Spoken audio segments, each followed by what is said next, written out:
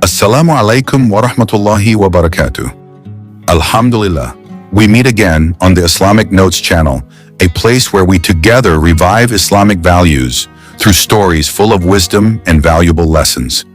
In every story that we will convey, there is a deep message that can be an inspiration and strengthen faith in living our daily lives. These stories teach us to always be patient in facing trials, steadfast in goodness, and always remember Allah in every step. Hopefully, these stories can be an encouragement and reminder that in every test, there is hidden grace and wisdom. Don't forget to subscribe and activate the notification bell button so you don't miss the meaningful Islamic stories that we will share regularly. Your support means a lot to us to continue to present useful and inspiring content. Let's start the story. In the middle of the barren desert of the Hijaz, there is a tomb hidden by the name of which even the locals are reluctant to speak. Not because they don't know, but because they are afraid. They call it the Forbidden Tomb, the final resting place of the most stubborn enemy in Islamic history, Abu Lahab. To a British scientist, such a story was just a legend waiting to be proven. But what he found there was more than an ancient artifact. It was something that changed his heart, his mind, and his faith forever. The desert sky turned red as the plane landed at Medina airport. Thomas Renford, a professor of archaeology at the University of Oxford, stared out the window with anticipation. For years, he had studied the ancient civilizations of the Middle East. But this time, his journey was different. He had come not to dig up history.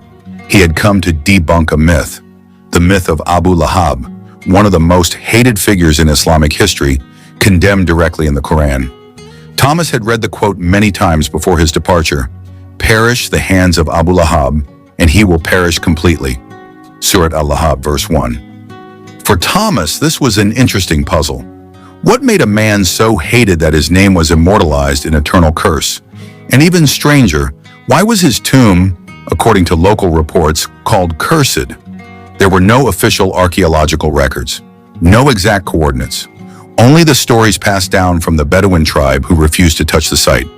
With a scientific spirit and typical Western skepticism, Thomas began his project.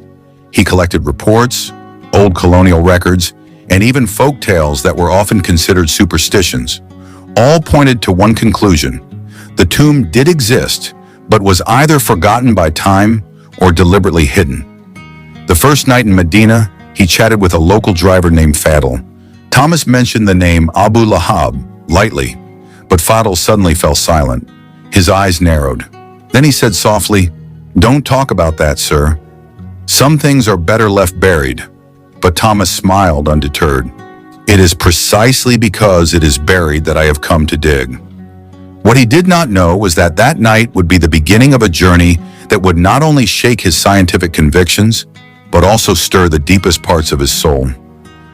That morning, Thomas sat in a small cafe near the Prophet's mosque. He opened his notes while sipping Arabic coffee that was too strong for his European palate. In front of him lay photocopied pages of manuscripts, historical articles, and fragments of the Quran that he had been studying for months. Abu Lahab, his real name was Abdul Uzza ibn Abdul Muttalib, was the uncle of the Prophet Muhammad, but also the most bitter enemy of the Islamic mission in the early days. The nickname Abu Lahab means father of the flame, not only because of his reddish appearance, but also because of his fiery temper and his relentless hostility. In the Western world, Thomas was accustomed to separating religion from history, but in this case, he was surprised because a chapter in the Quran seemed to explicitly mention a person's name and destiny, and soon he will enter into a blazing fire. Al-Lahab, verse 3. No other human being's name has been immortalized in such a curse. For Muslims, this is divine justice, but for Thomas, it was a historical conundrum. He noted 3 key points. Abu Lahab was a public figure and a member of the Prophet's family. He was not just an opponent, but an active instigator from within the Quraysh family structure. The curse was revealed during his lifetime and was never refuted, even though he had years to prove otherwise. Interesting, Thomas mused. If this were a man-made text, wouldn't it be risky to place a curse directly on someone who was still alive and could repent and thus embarrass the text? That was the beginning of his suspicions. The curse was too bold, or too certain. That night, he turned on his desk lamp and wrote a new note. If I can find Abu Lahab's grave and evidence of his end, perhaps I will find a greater truth. Little did he know that those words would become a promise that would lead him into darkness, before finally finding light. The next day, Thomas and Fadl drove out of Medina and headed southwest, following a faint trail known only to the old storytellers. No GPS, no official map, just the oral guidance of a Bedouin elder who refused to accompany them but had carefully described the route. When you start to hear the wind whistling like a child crying, he had said the night before, you are close, but don't go further if your soul is not clean. Thomas had laughed at that. Now, in the middle of the desert, he began to understand what he meant. The air was suddenly cold even though the sun was still high. The wind carried a strange whisper, not a sound, but more like a feeling of being unwanted. Fadl stopped the car. We shouldn't be here. Thomas looked at his compass. The needle was spinning erratically. The electromagnetic meter in his hand showed strange interference. Right down here, he whispered. He grabbed a shovel, got out of the vehicle and began to dig. Fadl sat there, his face pale. Soon Thomas's shovel hit something, not stone but old wood, a coffin or sarcophagus buried in the sand for centuries. Carefully, he cleared the top. Ancient engravings in Arabic slowly emerged. Thomas squinted, reading, La ilaha illallah, Muhammadur Rasulullah. His heart pounded. Why would this carving of faith be on the tomb of a cursed man? Hadn't Abu Lahab died a disbeliever? He lifted the lid of the coffin, and inside, there was no body, only an old disintegrating shroud and a lump of bright red soil. The soil seemed still hot, faintly smoking. Subhanallah, Fadl hissed from a distance. Thomas touched the soil with a tool. The temperature showed 78 degrees Celsius. Impossible for soil buried in the cold desert night. He quickly took a sample and closed the tomb again, though his heart was in turmoil. That night, Thomas couldn't sleep. He sat in his tent, watching the sands shift outside. He played a recording of his voice from earlier that day, and in the background, he heard something. Not the wind, not the sound of an animal. A hissing sound was distinct, and then a sentence in Arabic. Ma agna anhu maluhu wa ma kasab. His wealth is of no use to him, nor is his effort of any kind. Thomas froze. It was the second verse of Surah Al-Lahab, but he had never uttered it then. Then who? His body shivered, not from the cold, but from a new awareness that had dawned. He was not just digging up history, he was confronting a truth that had been considered a myth, a truth that spoke. The next day he decided to return to Medina, but before that, he stood facing the sunrise in the middle of the desert. For the first time in his life, Thomas, the skeptical scientist, bowed his head and said softly, "If you exist and you are the God they worship, then show me your way." The wind stopped, the desert became silent, and in his heart, something long closed began to open. The journey back to Medina was silent. The desert had not changed much. It was still vast, silent, and cold. But something had shifted in Thomas. He no longer saw the desert as an empty place, but as a sacred space that held the echoes of time. Every grain of sand seemed to have witnessed the history that now stalked his mind. Upon arriving in Medina, Thomas headed straight for the inn. Fadl said goodbye briefly, realizing that his new friend was fighting a silence that he could not help. Before leaving, Fadl simply said, "If you need answers, don't look for them in a laboratory. Come to the Prophet's mosque and listen to what cannot be measured with instruments." Thomas nodded slowly, though his mind was still rebelling. That night, he re-examined the red soil sample he had taken from the tomb. The results of a small lab test showed something strange. The soil contained traces of sulfuric minerals and activated carbon, but showed no signs of biological decay. And even stranger, the soil seemed alive. Every time he left it at room temperature, the soil's temperature rose slowly, like a slow but persistent breath. He recorded his voice notes. February 14th, Abu Lahab's soil samples show properties that defy normal thermodynamics. They produce heat, but have no active chemical reactions, like burning from within, like fire that doesn't need fuel. Is this a metaphor from the Quran that has come true? Or am I hallucinating? He stopped recording. His gaze fell on the translation of the Quran that Fadl had given him. Although it was initially just contextual material, now the book began to disturb him. Thomas opened it at random. His hand stopped on the page of Surah Ar-Rahman. So which of the favors of your Lord do you deny? He read it over and over again, as if the verse was not asking, but reprimanding, insinuating, maybe even inviting. Thomas closed his eyes. In that silent room, he began to sob unconsciously. Tears flowed not because of fear, but because of destruction. His whole life he had laughed at faith. But now, after staring into the deepest darkness, that was where he found the light that slowly split his heart. The next day, early in the morning, he walked to the Prophet's mosque, not as a tourist, not as a scientist, but as an empty human being and wanting to be filled. He sat in the courtyard of the mosque. An old man sat beside him, greeting him softly. Anta min aina? Where are you from? Thomas stuttered. Min London.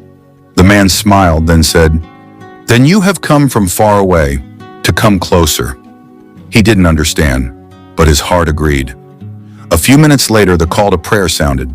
He didn't know why his body was shaking, not because the sound was loud, but because it was too soft to ignore. After praying, Thomas ventured into the small library of the mosque. There, he met a librarian who spoke fluent English. His name was Sheikh Abdullah, a former professor of quantum physics from Germany who had migrated to Medina decades ago. Sheikh Abdullah looked at Thomas intently. I know your eyes. They are the eyes of someone who is being dragged by the truth, but still holding on to the world. Thomas almost cried. They talked for a long time, about the verses of punishment, about the Al-Lahab chapter, about the reasons for the revelation. But then, Sheikh Abdullah said, Don't start with God's wrath. Start with His mercy. You cannot understand hell before you know His love, because only love makes hell make sense, as a warning, not as revenge. Thomas was silent for a long time. Then he said softly, I want to believe, but I'm afraid. Sheikh Abdullah smiled. Faith does not come to those who are perfect, but to those who dare to admit that they are weak. Thomas returned to the mosque. This time he came with determination. In a small, quiet room, witnessed by Fadl and Sheikh Abdullah, he uttered the two sentences of the Shahada in a trembling voice. Ashhadu an la ilaha illallah wa ashhadu anna Muhammadan Rasulullah. Tears streamed down his cheeks. He felt like he had just been born, not in a new body, but in a soul that was no longer alone. From that day on, Thomas was no longer known as Dr. Thomas W. McGregor of Cambridge. He was now called by his new name, Tariq, the seeker who had finally found his way. 2 months have passed since Tariq pronounced the Shahada. His days are now filled with memorizing short verses, listening to interpretations at the Prophet's mosque, and staying in long nights where he asks more questions to God than to himself. However, the journey of the soul is never straight. One night, he opened his old email. For the first time since he migrated, hundreds of messages piled up. Some were from his old colleagues at Oxford and Cambridge. But one email made his heart stop for a moment. From Professor Harold Winslow. Subject, urgent. Return to Cambridge for classified research review. Thomas, I don't know what you've been doing these past 2 months. We've received your resignation, and frankly, the board is baffled. But this is not about your position. It's about something you need to see. The material you left behind, it's changed. Come back. Just for a few days, this is bigger than science. Tariq closed his laptop with trembling hands. Fadl, who had just come home from the mosque, saw his pale face. What's wrong? Tariq answered softly. The past is not finished with me. Fadl stared at him sharply. You've closed the door. The door may be locked, Fadl, but shadows can still come in through the window. Return to England. Although with a heavy heart, Tariq decided to return, Not because he missed the pass, but because he felt responsible for what he had researched. Upon arriving in Cambridge, the wet air of England greeted him with a strange feeling. He wore a white robe and a black cap, an odd sight in the middle of the old city he once controlled. Everyone stared at him, some with surprise, others with sarcasm. In the corridor of the old laboratory, several students whispered, "Is that really Professor McGregor? He looks like a monk. I heard he went crazy in Arabia." He knocked on Professor Winslow's office door. The old face stared at him for a long moment, then said, "You look changed." Tariq just smiled. "I am." They went down to the underground research room, where Tariq had once studied the microstructure of desert soil and its particles. But now the red soil was changed. In a special tube, the soil pulsed slowly, like a pulse. Every 33 seconds, a faint blue light burst out of it that could not be explained. The particle detector caught the trace of an unclassified wave, like a spectrum that did not originate from the Earth. Professor Winslow looked at him and said, "What the hell did you bring from Arabia, Thomas?" Tariq did not answer. He just stared at the soil as if staring at a secret too heavy for a human to bear. Night in the old dorm. That night he stayed in his old dorm. The place that had once been a fortress of his ego and intellectual arrogance now felt like a tomb. He opened his old closet. There were still copies of theses, photographs, even an old bottle of wine that had never been touched. He sat down, looked out the window. The London wind carried the sound of an old church chiming softly, but his heart no longer lived in this place. Tariq took a small mushaf from the pocket of his robe. He read it slowly. And when his verses are recited to them, their faith increases. QS Al-Anfal 2. Tears fell silently. He wrote in his journal that night, "I used to think that truth had to be proven, but now I know that truth must be lived, because science can only reveal what exists, but revelation explains why it exists. The most difficult test." The next morning, he attended a meeting of the Scientific Ethics Board. It turned out that the British military had smelled an energy anomaly from the soil sample and wanted to reproduce it as a source of new energy weapons. Tariq stood before them, not as a scientist, but as a spiritual witness. What you call energy is not yours. It is a warning, not fuel. The land is silent because it is silent.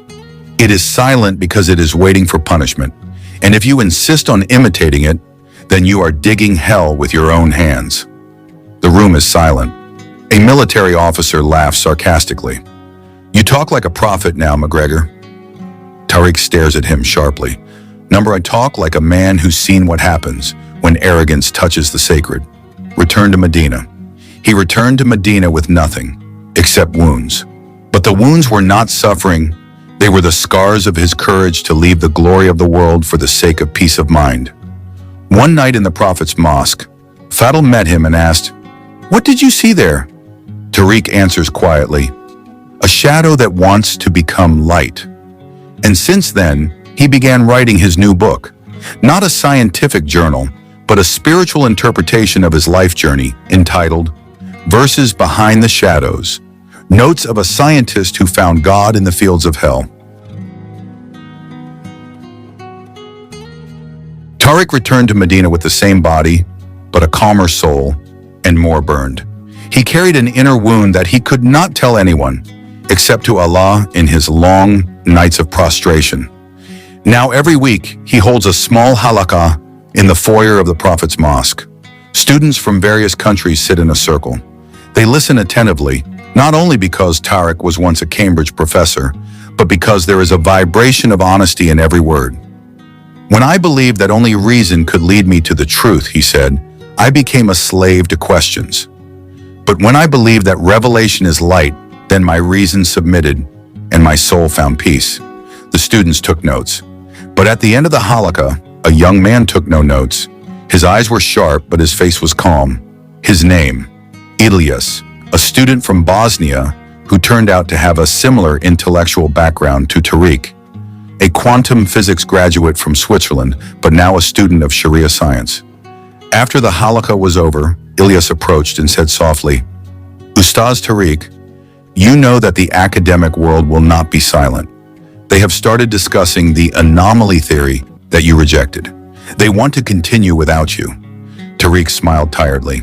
Let them continue. Those who dig hell must know how hot it feels. Ilyas stared deeply. But what if it really becomes a mass weapon? Do we just keep quiet? Tariq was silent. A few days earlier, Tariq had received a letter from a Japanese female scientist named Dr. Sayaka Fujimoto, a former colleague at the LHC, Large Hadron Collider. Tariq, we know that the material you discovered is not just a mineral element. We detected a communication pattern in low quantum frequencies, as if the particles were storing a message. Not chemical, but like language. We can't read it, but the pattern resembles Arabic letters.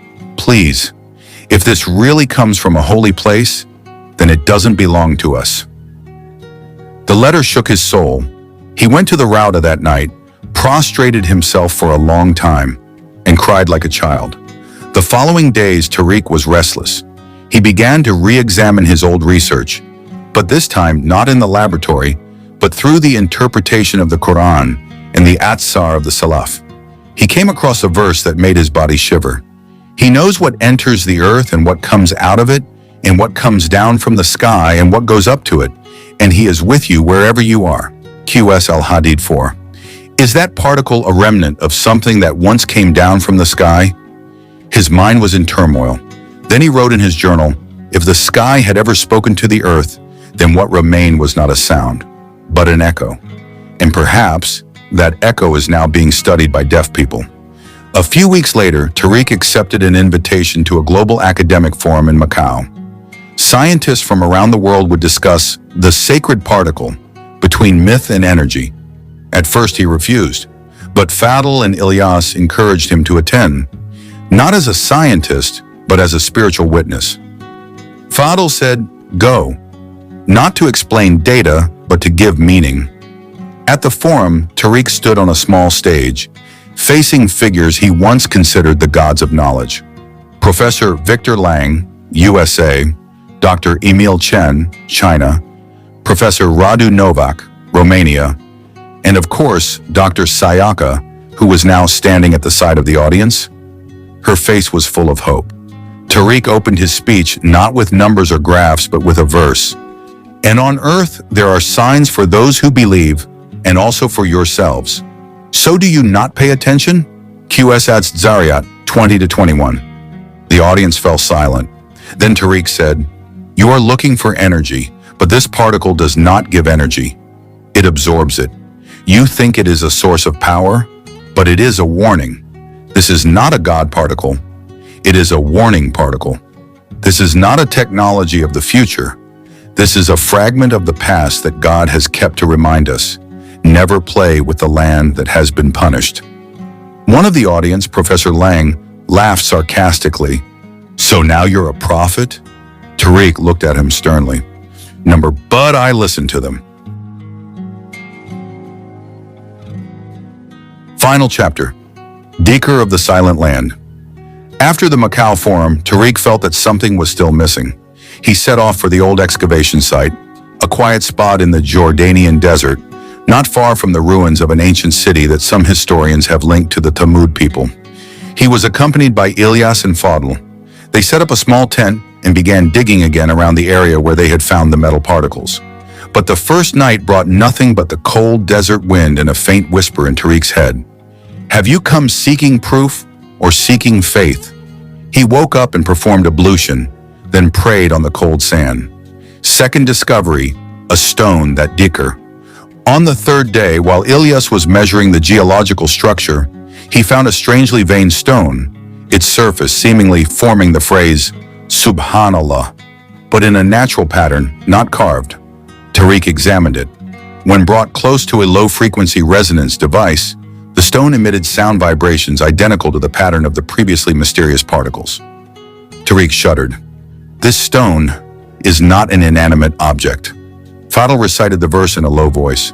The seven heavens and the earth and all that is in them glorify Allah, and there is not a thing but glorifies His praise, but you do not understand their glorification. QS Al-Isra 44. Ilyas sobbed. He was not crying because he was amazed, but because he realized. They had studied something that until now could only be prostrated, not analyzed.